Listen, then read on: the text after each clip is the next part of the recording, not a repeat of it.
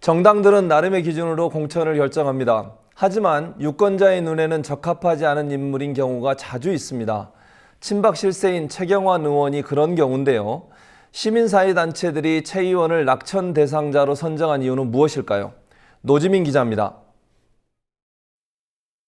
자타공인 박근혜 대통령의 최측근으로 진박 간별사라고까지 불리는 최경환 새누리당 의원이 20대 총선을 앞두고 공천 부적격자 명단에 이름을 올렸습니다. 천여 개 시민단체로 구성된 2016 총선시민 네트워크 총선넷이 지난 3일 발표한 공천 불가 명단입니다. 최 의원은 곧바로 선거관리위원회에 총선넷을 신고했습니다. 총선넷이 제시한 부적격 이유 가운데 중소기업진흥공단에 인사청탁을 했다는 내용이 허위사실이라는 겁니다. 최 의원 측은 검찰 수사를 근거로 중진공 채용 비리와 최 의원이 무관하다고 주장합니다. 하지만 검찰 수사 결과가 최경환 봐주기에 지나지 않는다는 지적도 있습니다. 청년단체들은 지난 1월 최 의원을 채용 비리와 관련된 직권 남용, 업무방해 혐의로 형사 고발했습니다. 이 서류까지 위조해가면서 그 취업을 시켜달라고 얘기한 건 아니기 때문에 이게 뭐 법적으로 문제가 있는 건 아니다. 하지만 실제 취업 청탁 사실은 있는 것으로 지금 검찰도 보고 있는 거거든요. 이마저도 감사원이나 검찰이 최경환 그 의원 같은 경우는 아예 이제 참고인 조사로 이제 서면 조사하는 식으로 마무리했기 때문에 사실 이것도 저희는 봐주기 수사다 이렇게 보고 있습니다. 검찰 수사를 왜 믿을 수 없을까? 이미 공개된 단서들이 그 이유를 설명합니다. 첫 번째 증거는 지난해 10월 국정감사장에서 나왔습니다. 최경환 의원실의 보좌관님께 전화를 드려서 저희들이 굉장히 노력을 했습니다만 도저히 안 되겠습니다. 오늘 면접을 했는데 면접 자리에서 이 친구가 너무 대답을 못하고 저희들이 이것을 무리하게 했을 경우에는 의원님께도 누를 끼칠 것 같다. 이사님께서 직접 오셔서 보고를 해 주셨으면 좋겠다. 그런 얘기가 있어서 제가 이사님께 보고를 드렸고 이사님께서도 가실 때는 안 되겠다라는 그런 말씀을 전달하러 가셨는데 결국은 돌아오셔서는 지시를 권태웅 실장한테 그냥 시켜라 이렇게 해서 당시 중진공 부이사장은 국회에서 최 의원의 개입 정황을 밝혔습니다. 두 번째 증거. 불합격 예정이던 최 의원실 인턴 출신 황모 씨의 점수를 조작한 권태형 전 중소기업진흥공단 운영지원실장이 임채운 현 중진공 이사장과 주고받은 대화입니다.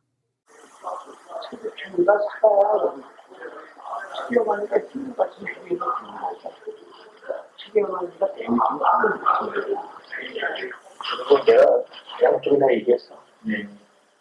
생전 양쪽이나 중요하고 있어요. 검찰에는 치명 보호가 선보고서 나온 거예요.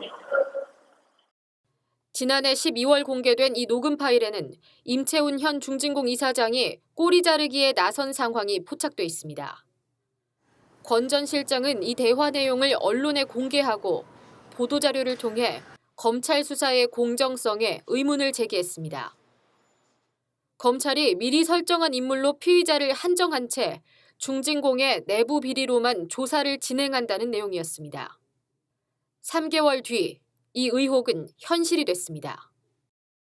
지난 1월 검찰은 최경환 의원을 비롯한 인사청탁자들을 제외하고 청탁에 의해 부정채용을 지시한 박 전 이사장과 지시에 따라 점수를 조작한 권 전 실장만을 기소했습니다. 부정채용 청탁이 있었지만 범죄가 아닌 부탁일 뿐이라는 겁니다. 인사청탁이 있었다는 사실은 앞서 발표된 감사원의 감사를 통해서도 확인됐습니다. 지난해 7월 발표된 중진공 채용 관련 감사 보고서. 채용 압박이 있었다는 사실을 적시했지만 압박을 가한 당사자인 최경환 의원을 외부라는 표현 뒤에 숨겼습니다. 최경환 의원의 청탁을 받고 부정 채용을 지시한 박철규 당시 이사장은 재판 과정에서 점수 조작을 지시한 적은 없다는 주장으로 일관하고 있습니다. 사건의 다른 윗선들은 순탄한 길을 걷고 있습니다. 중진공 내부에서 채용비리 감사를 했던 이영애 전 새누리당 의원은 현재까지도 중진공 감사직을 유지하고 있고 이 전 의원과의 담합 의혹을 받고 있는 당시 감사원 사무총장 김영호 씨는 경남 진주의 새누리당 예비후보로 등록했습니다. 당시 새누리당 원내대표이자 인사청탁 당사자인 최경환 의원은 경북 경산에 출사표를 던지고 진박 실세 중에 실세로 활약하고 있습니다. 반면에 이 담합에 동참하지 않은 권 전 실장은 중진공 내에서 조직의 위상을 실추시키고 악의적, 계획적으로 언론 플레이를 일삼는 인물로 낙인 찍혔습니다. 권 전 실장은 또한 채용비리와 관련해 기소됐다는 이유로 판결이 끝날 때까지 직위 해제한다는 결정을 통보받았습니다. 국민TV 뉴스 노지민입니다. 총선 넷에서 활동하고 있는 시민사회연대회의 이승훈 사무국장 나오셨습니다. 어서 오십시오. 네, 안녕하십니까. 일단 먼저 앞서 기사에서도 전해드렸는데요. 최경환 의원이 총선 넷을 선관위에 고발했습니까? 네, 고발이라기보다 네. 그런 식으로 문제 제기를 했죠. 문제 제기를 했습니까? 어떤 내용이죠? 문제 제기한 내용이? 이를테면은 명단이 좀 편향적이고 예. 그리고 또 이념 편향적이라는 이야기까지 좀 하면서 특정 어떤 그 세력을 위한 마치 그런 것처럼 네. 그렇게 좀 이야기를 했습니다. 그럼 최경환 의원이 이제 총선 넷에서 볼 때에 네. 부적격자라고 판단된 기준이 단순히 이번 중진공 문제뿐만 아니라 다른 것도 또 있나요? 저희 총선 내에서 예. 공천 명단을 선정하는 과정이 예. 실은 저희가 뭐 선정을 한다라기보다 예. 지금 저희는 각 지역 그리고 이런저런 의제 네트워크에서 자기들이 선정한 리스트들을 올리고 그 중에서 저희가 이제 그런 어떤 그 선정을 통한 것들에서 다시 선별을 좀 해내는 겁니다. 그래서 예. 최경환 의원 같은 경우에는 뭐 청년도 있고 예. 역사저지 네트워크도 있고 좀 여러 군데에서 좀 겹쳐서 선정이 되신 분입니다. 구체적인 내용을 밝힐 수는 없나요? 어떤 내용들이 들어왔는지? 네, 그 구체적인 내용을 밝히는 건 좀 많아가지고 사실은 그래요? 저희가 부문이 좀 많습니다. 대표적인 게 어떤 게 있어요? 그러니까 뭐 아무래도 예. 뭐 다들 잘 아시겠지만 재벌에 특혜를 제공한다거나 혹은 수많은 노동자들을 절망하게 만드는 노동계약을 주도한 인물이다. 뭐 이런 내용들이 좀 많이 있습니다. 오케이. 자, 우리 최 선생님. 예. 최경환 어떻게 정치권에서 평가받고 있습니까? 사실은 이렇게까지 큰 인물로 뜰 줄은 몰랐고, 그저 예. 이제 박근혜 대통령의 복심 내지 굉장히 박근혜 대통령의 속을 가장 잘하는 사람 정도로만 인정했는데, 예. 이 사람이 그 부총리가 되고 나서 나온 예. 것이 초이노믹스입니다. 저는 지금까지 레이거노믹스 들어봤고 대처리즘 같은 거 들어봤는데 예. 그 한 국가의 수장이 아니라 예. 거기에 경제를 담당하는 사람의 이름을 따서 초이노믹스라는 이 희한한 별명이 붙는 것은 처음 봤습니다. 그리고 그만큼 현재 지난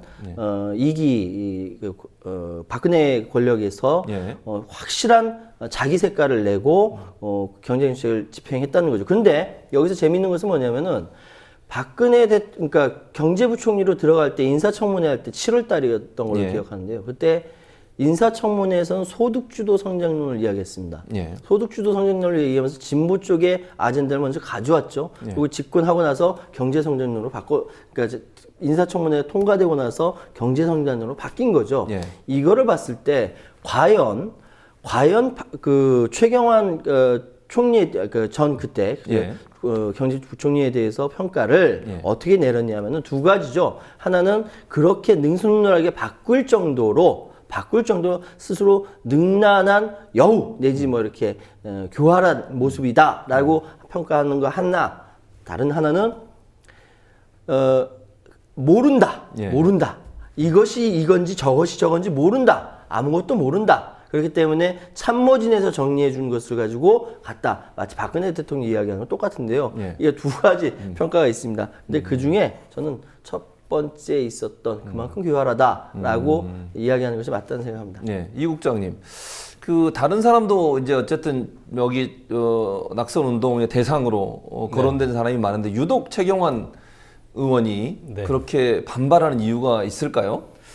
뭐 최경환 의원이 반발하는 내용이 예. 실은 뭐 사실과 부합하지도 않습니다. 이를테면은 그 수사 과정에서 그리고 예. 뭐 검찰에서 제시한 것도 부탁을 했다라는 사실 자체는 검찰도 인정하고 있는 것이고 예, 그렇죠. 아무래도 없는 사실이 아닌 것을 이 총선 내세에서 걸러내려고 하다 보니 뭐 조금 더 좀 반발을 하고 있는 것 같습니다. 우리 최영환 선생님. 예. 그 최경환 의원이 진박 감별사다. 예. 병아리 감별사는 들어봤어도 진박 감별사는 또 처음 들었는데 예.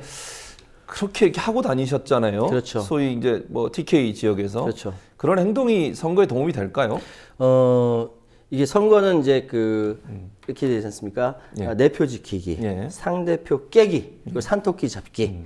내표 지키기 방금 말해서 나를 지지하는 그 표 다지기 행위를 얘기하는 거고요.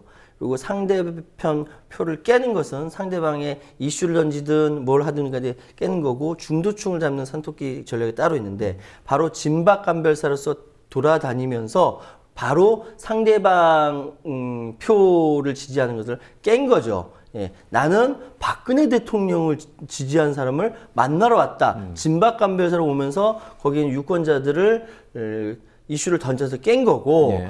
그런 것들을 계속해 나가는 것은 단기적으로는 표의 효과가 있습니다. 분명히 효과가 예. 있거든요. 예. 그러나 예. 이것이 요 안에서 효과가 있을지 몰라도 선거는 전체 크게 봤을 때, 대한민국 전체 크게 봤을 때 과연 그것이 효과가 있겠느냐? 절대 그는 효과가 아니라 오히려 역효과가 있다라고 말씀드릴 수 있습니다. 예. 그런 그 예상이 꼭 맞았으면 좋겠습니다. 예. 자, 최 의원 외에도 총선 내시 발표한 공천 부적격자 1차 명단에 이름을 올린 예비 후보들이 더 있습니다. 누가 포함되어 있을까요? 장부경 PD가 정리했습니다.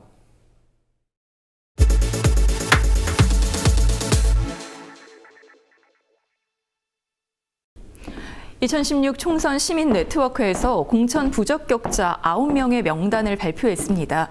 어떤 예비 후보들이 거론되는지 부적격 사유를 중심으로 살펴보겠습니다. 2016 총선 시민 네트워크는 33개의 연대기구와 천여 개 시민사회 단체가 낙선 리스트 발표를 통해 총선 후보를 감시하고 다양한 주체들이 바라는 정책을 약속받기 위해 지난달 17일 발족한 단체입니다. 지난 3일 이 2016 총선 넷에서는 공천 부적격자 1차 명단을 발표했습니다. 공천 부적격자 1차 명단에 포함된 예비 후보 9명입니다. 새누리당 소속 8명과 더불어민주당 소속 1명으로 현역 의원 4명이 포함됐습니다.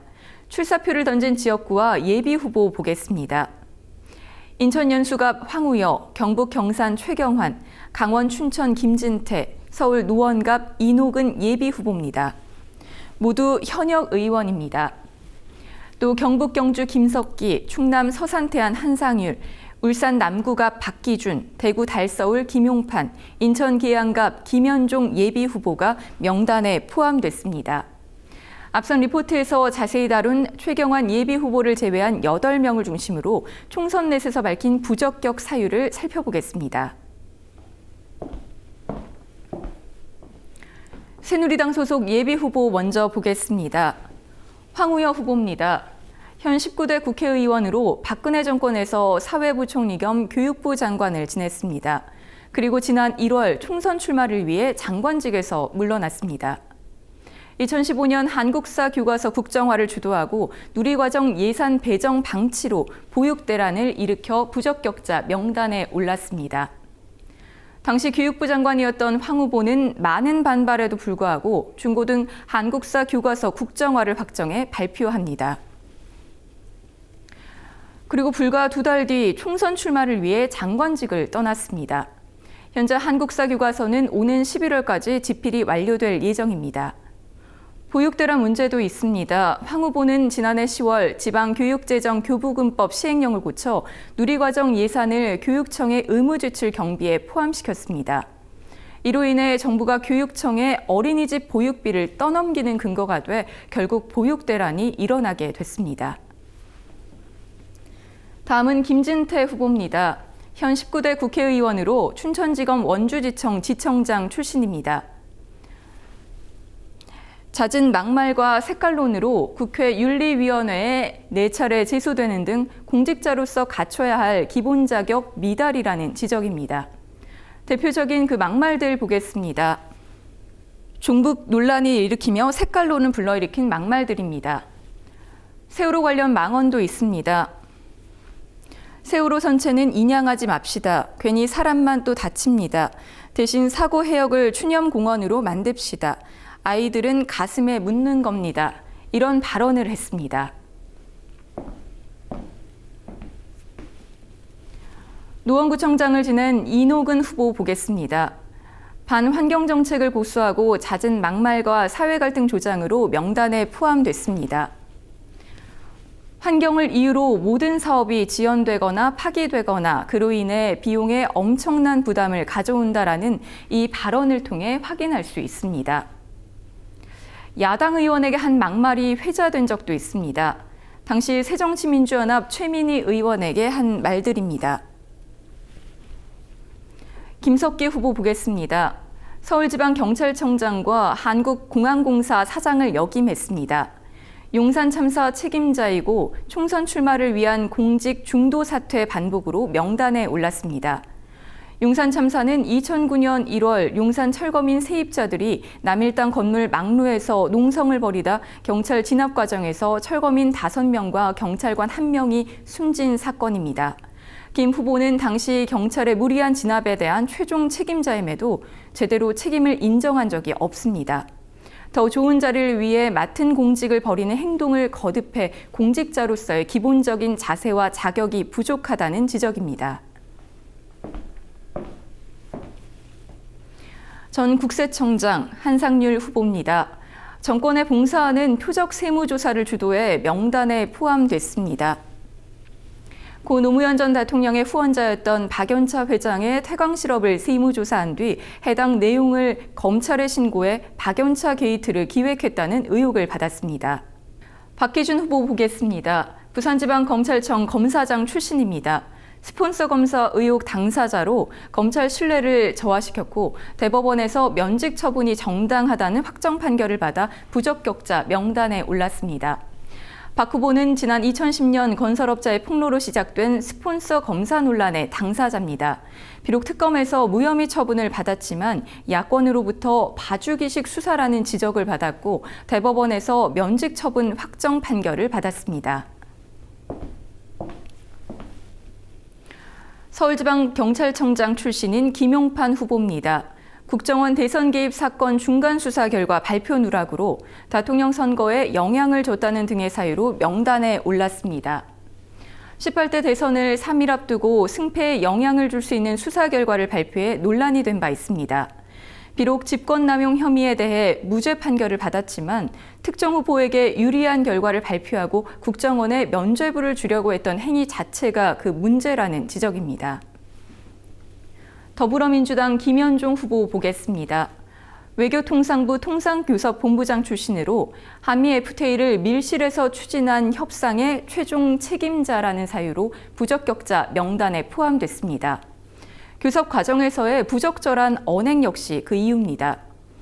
미국이 반대하는 정책을 한국 정부가 추진하지 않도록 싸웠다거나 미국의 이익을 위해 죽도록 최선을 다했다라는 표현이 밝혀진 바 있습니다. 2016 총선 넷은 오는 15일 2차 낙천자를 발표합니다. 누가 포함될지 지켜봐야겠습니다. 투표의 힘, 장부경입니다. 1차로 9명이 선정이 돼서 발표를 하셨는데 이게 이제 여당이 8명, 야당이 1명이거든요. 이게 편파적이라는 지적 없습니까? 네, 아까 전에도 말씀드렸지만 그런 예. 지적이 있었는데요. 아무래도 여당이라는 것은 뭐 정책을 운영하기 때문에 여당이라고 많이 이야기를 할 것이고요. 예. 정책을 운영하는 그 결과물 혹은 정책을 운영하는 과정에서 나타난 어떤 문제점들은 당연히 여당이 더 도드라져 보일 수밖에 없기 때문일 겁니다. 예. 그래서 그리고 무엇보다도 저희는 그런 어떤 과정에서의 잘못들뿐만 아니라 기본적으로 정치인으로서 의원으로서의 자질, 이를테면 국민을 무시하는 발언을 한다거나 이제 그런 기준 앞에서 야당과 여당의 비율을 맞춘다는 것은 사실 그 자체가 좀 넌센스인 것 같습니다. 예.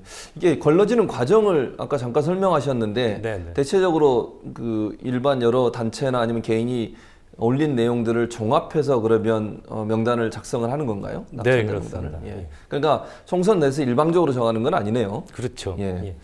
자, 최유한 평론가님, 이런 낙천 운동이 예. 선거에 이번 그러니까 20대 총선의 결과에 영향을 미칠 걸로 보십니까? 저는 일정 정도 이게 치열한 경쟁이 있으면 있을수록 예. 이런 것은 영향을 미친다라고 말씀드리고 싶은 게, 왜냐하면은 유권자들은요, 그러니까 우리는 지금 어떻게 생각하실지 모르겠지만 유권자들은 절대 이성적으로 판단하지 않습니다. 감성적으로 판단합니다. 그것이 바로 슬로건으로 나타나는 것이고, 그것이 바로 캐치프레이즈라든지 후보자들의 행동 하나하나를 통해서 영향을 미치는 것이죠. 그래서 정치공학적으로 훨씬 더 유능한 새누리당이 우세한지도 모르겠습니다. 어쨌든 이 그 낙선 이 단어만으로도 굉장히 영향을 미치기 때문에 감성적으로 움직이는 유권자들의 마음을 쥐고 흔들 수 있는 부분이라고 생각합니다. 자, 이 국장님, 청년 단체들이 공천 부적격자 발표하고 1인 시위를 했었는데 선관위에서 제재를 했다면서요? 네, 이게 정당한 건가요? 안 그래도 현재 공직선거법 자체도 실은 국민의 그 정치적 표현의 자유를 좀 과도하게 제한하는 측면이 있는데요. 현재 법 자체도 그렇지만 그걸 적용하는 과정에서도 뭐 저희 총선 내에서도 이제 그저께 네. 이제 서울선관위를 방문을 했었습니다. 다만 지금 선관위가 해야 할 일은 지난 선거의 과정에서 선거에 개입함이 밝혀졌었던 뭐 국정원 댓글 부대라든가 네. 군 사이버 사령부라든가 이런 부분들에 대해서 이건 어쨌든 수사를 하는 과정에서 밝혀진 증거들이 있기 때문에 네. 이분들을 어떻게 통제할 것인가에 대해서 집중을 해야 되는데 오히려 선거에 대한 분위기를 띄우고 그리고 이런 의견들을 좀 잘 전달하고자 하는 청년들을 경고성으로 그렇게 제재하는 건 공정성에 있어서도 심각하게 균형을 잃었다라고 생각합니다. 그 사실은 이제 국민들도 알아야 되잖아요. 뭐가 문제인지 선택하는 데 있어서 다양한 정보가 필요한 건데 낙천 운동도 그 정보의 제공의 한 단계로 봐야 될 텐데 네. 그거를 선관위가 제재하는 것 자체가 넌센스라고 볼 수 있겠네요. 그 이제 한 가지 더 최유한 평론가한테 여쭤보고 싶은 것은 그 야당이 왜 여기 지금 문제가 되는 김현종 후보를 후보로 내세웠을까? 어떻게 보세요? 지금 발언한 내용 보면 미국의 이익을 위해 죽도록 최선을 다하겠다 이런 발언을 하는 사람을 이 야당이 공천해도 되는 겁니까? 저는 그 정확히 말씀드리면 야당이 공천한 것이 아니라 김종인 위원장이 공천을 했고요. 김종인 위원장은 현재 비상대권을 다 맡고 있기 때문에 야당이 공천한 거다라는 말이 되는 거죠. 그런데 참 이 부분을 보면서 굉장히 비참했어요. 왜냐? 예전에 김종인 위원장이 그러면서 이 뒤에 뭐라고 붙였냐면은 일관성이 밥 먹여주냐라는 이야기를 했습니다. 자, 그런 논리라고 한다면은 일관성이 밥 먹여준다. 그리고 또 한 가지 더 깜짝 놀랄 만한 이야기는 국보위에 들어갔을 때 난 거기서 뭐 부가지세 거기에 충성을 다했다라고 얘기했는데 그것이 문제가 안 된다고 한다면은 우리는 이완영을 비판할 이유가 없죠. 전두환 정권, 박정희 정권에서 일했던 독재 부역했다고 비판할 이유가 없죠. 왜? 일관성이 밥 먹여주지 않고 경제라든지 뭐 다른 것이 밥 먹여주니까요. 이런 것들이 현재 야권의 선거가 과연 어떻게 될 것인지 유권자들로부터 불신을 사는 한 부분이다라는 말씀을 드리고 싶고요. 이 부분은 분명히 선거 끝나고 평가를 받을 것이다라고 말씀드리겠습니다. 그래도 선거하는 기간 동안은 그래도 묻혀있을 가능성이 있나요? 왜냐하면 선거에 이겨야 되는 뭐 이런 전략적인 선택을 하게 되나요? 유권자들이 전략적인 선택을 하게 될 거라고 생각합니다. 오케이. 자, 그러면 이승훈 국장님, 이게 지금 2011년 제주 강정마을 시위 진압 책임자 전 인천지방경찰청장 윤종기 씨인데요. 이분은 혹시 총선 내에서 낙선 대상으로 포함시킬 예상이신가요? 그 부분에 대해서 저희도 사실은 이제 2차 발표를 이제 최종적으로 발표를 할 건데요. 저희도 회의하는 과정에서 저희가 각 네트워크에서 올라온 명단을 사실 회의하고 또 싹 다시 걷습니다. 다만 뭐 힌트 정도라고 하면 시민들이 제보해 주신 내용들도 저희가 접수를 받고 있는데요. 그 중에서 언뜻 본 것 같기도 합니다. 이 정도만 말씀드리겠습니다. 그 정도만. 그 우리 최유한 평론가님, 지난 선거에서 낙천 운동들이 있었죠. 그렇죠. 그거 좀 설명해 주시고 효과가 어느 정도 있었는지 가장 그 커다란 영향이라든지 그 한국 사회에 그 끼쳤던 것이 2000년 1월에 412개 단체가 모여서 낙선 운동을 했었죠. 그게 총선 시민연대라고 하는데 예. 제가 지금까지 기억하는 거 보니까 아마 큰 영향을 미친 것 같습니다. 그런데 문제는요. 예. 사실 어떤 단체가 정당의 움직임에 대해서 낙선을 위해서 활동을 한다, 내지 자극을 준다, 내지 잘못된 후보 낙천해라라고 활동하는 시민단체는 이렇게 활동하는 시민단체는 우리나라뿐만 아니라 여기도 많이 있겠죠. 그렇죠. 예. 그런데 이런 활동이 있기 전에 당에서 이런 활동에 빌미를 주지 않고 자체적으로 해결을 해야 된다고 생각하거든요. 그게 정당 민주주의고 정당 정치고. 근데 그것이 한국은 통하지가 않는다. 그 뭐냐 하면은 계파 정치 내지 기득권 정치 이런 것들로 다 똘똘 뭉쳐 있는 비정상적인 정당 정치로 인해서 외부에 있는 그 시민단체가 자극을 줘야 되는 이런 이상한 상황이 되어버렸다. 예전에는 이제 야당조차도 지금은 이렇게 비판의 대상이 되니까요. 예. 참 한국 정치 앞으로 발전하면 멀었다라는 생각이 드네요. 네. 그 이승우 국장님 공천 부적격자에 대한 이제 의견이나 여론을 받는 걸 이제 지난 일요일까지 6일까지 한 걸로 알고 있는데 네. 뭐 아까 팁을 잠깐 주시긴 하셨지만 전체적으로 2차 발표에도 여당이 절대적으로 맞나요? 네, 아무래도 아까 전에 설명드렸듯이 예. 예, 국정을 운영하다 보니 아무래도 더 많은 분들이 눈에 띌 수밖에 없겠죠. 근데 그게 그러니까 우리가 이렇게 생각할 수 있잖아요. 평론가님. 아니 여당이 왜 맞냐 이렇게 얘기하면 지금 이승우 국장이 얘기하셨듯이 사실은 권력을 갖고 있는 사람이 비리를 저질 가능성은 너무 많은 거죠. 그렇죠. 예. 권력이 없는데 무슨 비리가 일어날 수 있겠어요. 그러니까 사실은 여당이 많다고 하는 것은 어찌 보면 뭐 입장 바꿔서 더불어민주당이 여당이었다면 또 거기서 많았을 수도 있겠죠. 왜냐하면 비리라고 하는 건 권력이 많은 곳에서 나타날 가능성이 높기 때문에 그런 점으로 본다면 상식적으로 별 문제가 없는 것 같은데 왜 이렇게 트집을 잡을까요? 이거는 트집이 아닙니다. 네. 왜냐하면은 현재의 정치권이 바라보는 눈과 일반 시민사회가 아니라 일반 상식 있는 국민이 바라보는 눈과 다르기 때문입니다. 왜 다르냐? 이미 시민사회는 지난 김대중 노무현 10년의 정권을 통해서 민주주의의 고향이라는 눈이 어느 정도 올라갔는데 이 시기에서도 정치권은 발전하지 않고 기득권 정치에서 매몰돼서 이건 야당도 마찬가지예요. 그때 여당이었으니까 마찬가지로 고양시키지 못하고 그대로 끌고 왔다라는 거 아닙니까? 그 가장 극명하게 실패했던 것이 열린우리당의 실패고 좌회전 깜빡이 넣고 오른쪽으로 들어간 정치권이나 그거를 바라보서 속만 터지는 국민들이나 한심했던 상황이었거든요. 그럼에도 불구하고 그 물밑에서는 민주주의가 과연 무엇이고 권위주의 타파가 무엇이고 이걸 과연 어떻게 해야 대한민국 민주주의가 발전하는 거에 대해서는 합의가 있었기 때문에 성장을 했거든요. 근데 2007년 이명박 정권 딱 들어서면서 딱 정체가 되고 지금까지 온 겁니다. 그렇기 때문에 이건 트집이 아니고요. 정치권의 눈과 국민의 눈이 맞지 않았다. 맞지 않는 불균형에서 나온 것이다라고 생각하시면 될 것 같습니다. 그러니까 정치권들이 좀 국민의 눈을 좀 의식을 하고 그 눈높이에 좀 맞춰야 될 것 같아요. 마지막으로 우리 이승우 국장님 향후 계획 좀 말씀해 주시죠. 예, 지금 저희가 하고 있는 건 낙천 운동이고요. 그리고 저희가 캐치프레이즈로 내걸고 있는 것은 기억, 심판, 약속입니다. 그래서 약속 운동이라고 해가지고 이거 간단하게 설명을 드리면 그러니까 이 정당의 정책에 대해서 각 정당별로 그런 어떤 정책 제안에 대한 권유를 하고 그것을 우리가 지켜보고 있겠다라고 하는 운동입니다. 그래서 낙천 운동이 끝나고 나면은 뭐 그럼에도 불구하고 공천이 되는 분이 분명히 계실 것이고 그럼 또 낙선 운동을 할 것이고요. 그 다음에 방금 말씀드린 약속 운동을 전개하고 그리고 아까 전에도 말씀드렸던 국가기관이나 혹은 더 중요한 건 요새 관변단체들, 관변단체들이 총선에 부당하게 개입하는 상황들이 많이 발생할 걸로 예상하고 있습니다. 그래서 그 부분에 대해서 시민들과 함께 같이 감시하는 캠페인도 계속 벌여 나가려고 하고 있습니다. 꼭 감시 잘하셔서 이상한 사람이 국회 들어가지 않도록 그렇게 해주시기 바랍니다. 두 분 오늘 나와주셔서 감사합니다. 감사합니다. 고맙습니다.